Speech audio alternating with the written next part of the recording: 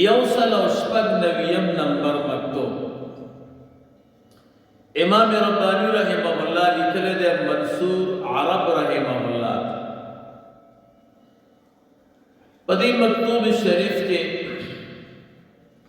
د تصوف مراحل بیان کړي دي چې تصوف وګام دی او هر ګام چې سالک اخلي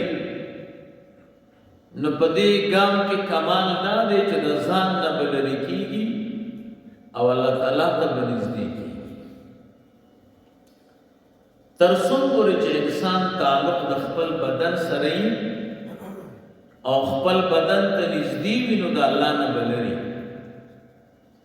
او چې بدن ورو پرېږدي او د بدن نه لرې کېږي نو الله جل جلاله ته بنزدې کیږي نو ټول سلوک وګامه دی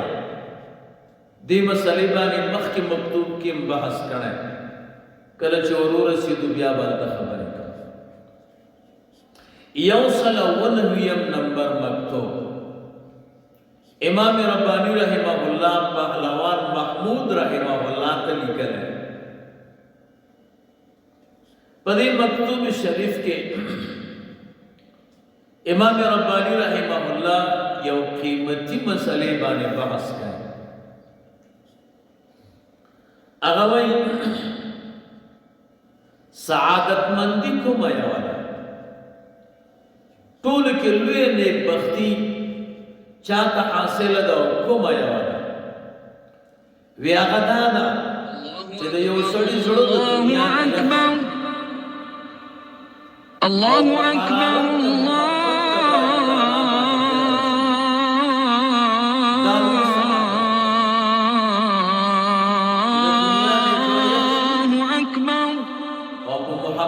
باری تعالی باندې زړه ګرم شي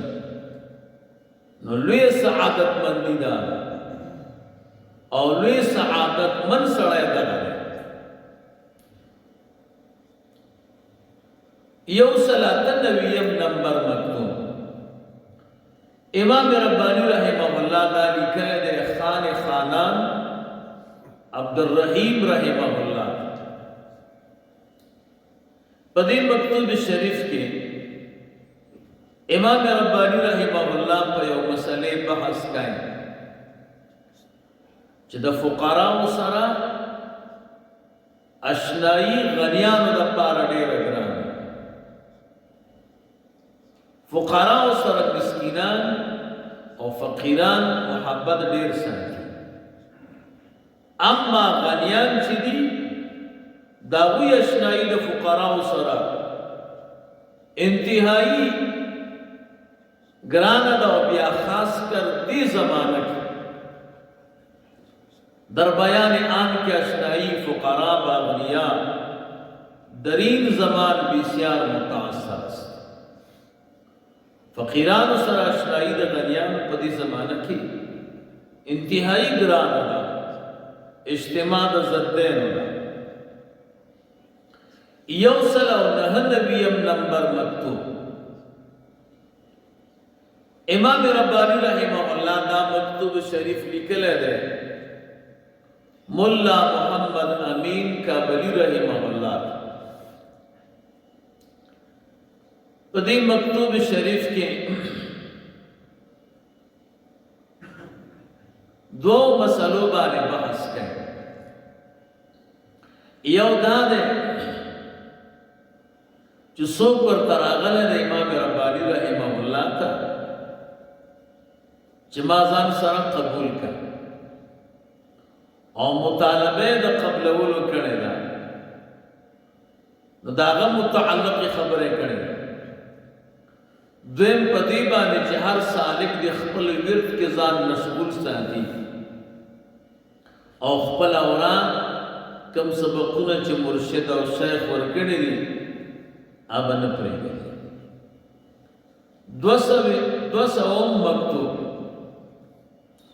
دا امام ربانی رحمه الله مولا شکیبی اصفهانی رحمه الله ته لیکلی په دې مکتوب شریف کې د نفحات الانس یو عبارت ده چې انتهایی ګران ده دا غیر متعلق د امام ربانی رحمه الله نه پوښتنه شوې ده د امام ربانی رحمه الله ورته دغه عبارت تشریح کړې ده شرح یې ورته بیان